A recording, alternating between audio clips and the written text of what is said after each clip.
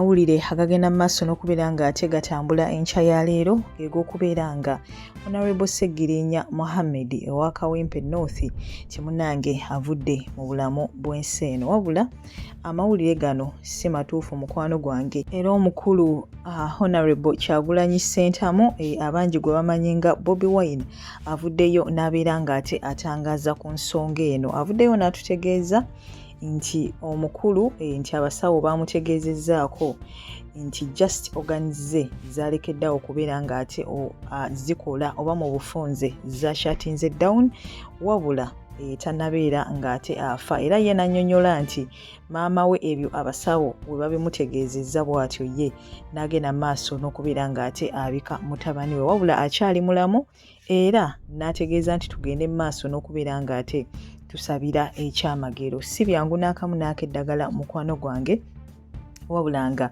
twongere okubeera nga ate tumuteeka mu ssaala. Tannafa, akyali mulamu, wabula twongere okubeera nga ate tumusabira mukwano gwange asobole okubeera nga ate asuuka ekyamagero ekikyasobola okubeera nga ate kikolebwa. Tukkiririza mu Katonda akola ne ku ssaawa esembayo, akola nga buli omu akuvuddemu, buli omu ngalowoozo ogenze, wabula awo wennyini n'akolerawo ekyamagero. Era Honorable Sseggirinya akyasobola okubeera nga ate munnange adda engulu. Jjukira nti ono amaze ebbanga ku ndiri, amaze ebbanga nga mulwadde nnyo nnyini ddala. Ensonga zaatandika ng'ezisaaga nga bagamba nti Honorable Sseggirinya yaweereddwa obutwa okuva ate mukwano gwange we yava mu kkomera, nga bagamba nti aweereddwa obutwa bw'atyo n'atwalibwa nga mawanga ag'enjawulo okubeera nga afuna obujjanjabi, wabula nga embeera munnange yeeyongera kusajjuka. Abanga assuukamu katono, wabula ate embeera n'eddamu n'esajjuka, era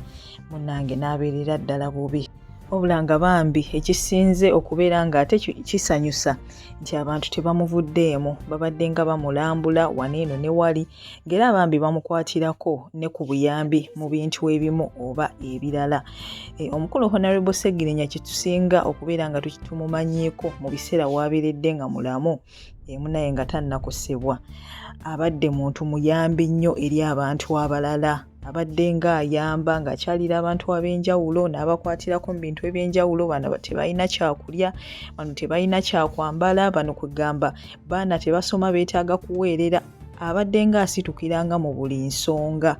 Ye buli muntu gw'abadde ng'alaba ebiseera ebisinga ng'abonaabona abadde ng'avaayo n'asitukiramu, bw'atyo munnange n'asobola okubeera nga ate amuyamba. Ekyo kyo tetujja kumwerabira, era y'omu ku bantu abasinga munnange abakulembeze be tubadde twenyumirizaamu, ng'era buli kyakulabirako tugamba kale senga bakolanga Honorable Sseggirinya, kale n'omuntu ng'oyo tetwandisaanye kubeera nga ate munnange atuva ku maaso. Tugende maaso n'okubeera nga ate tumuteeka mu ssaala, mikwano gyange, asobole okubeera nga ate asuuka.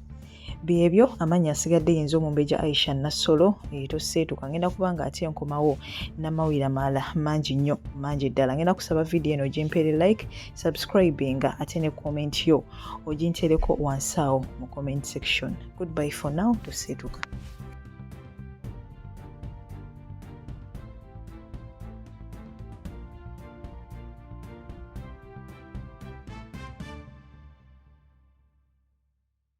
MTC Tutorial.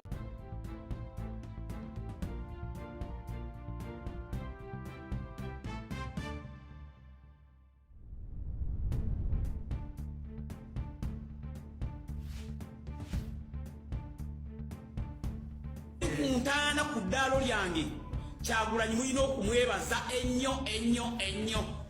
Ate bwe mbanga nfudde alina okwogerera essaawa 5, alina otandika okwogera ssaawa 6 paka kiro bwe munanziika kuba Sseggirinya yazikwa kiro. Mugitandika ku makya.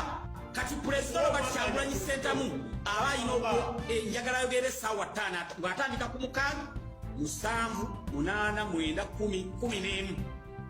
Ate obanga wali ebigambo ebisigaddeyo nabyo ng'abyongerako. Abalala bonna ne bwe batoogera ayogere, ye yekka ayogere. Abalala bonna ne bwe batoogera ti ate ono ate oli, nange nja kubeera wali mu gundi nja kubeera wali mu ssanda Seggirinya nange nga ŋŋamba nti amiina pulezida wange kubanga omuntu bw'afa mubiri gwe gufa naye aba awulira. Mbalamusizza nnyo bannakawempe no mbategeeza nti ekindeese olwaleero weebaza nakumbeererawo mu mbeera etali nnyangu, n'olwekyo buli lwempulira nga munkoonyeeko mpulira essanyu. Ekisembayo bannakawempe nyongera okubategeeza nti ensonga ya Kawempe North timukyalinamu obwesige. Ekintu ekyo sisinza kukisuula mu gulupa kubanga mukyantunuzaako eriiso. Kakati lwempulira ekyo nti Seggirinya Kawempe North, Seggirinya Kawempe North, kimpa amaanyi ennyo ennyo ennyo. N'olwekyo bannakawempe nga bwe mundaze nti mukyanjagala, nange mbabuulira nkyabaagala, ate ŋŋenda kudda ku luno na mutima. N'olwekyo mwebale nnyo, mwebalire ddala. Tuddemu tusinkane 2026 mu kalulu ke tunaddamu insha Allah.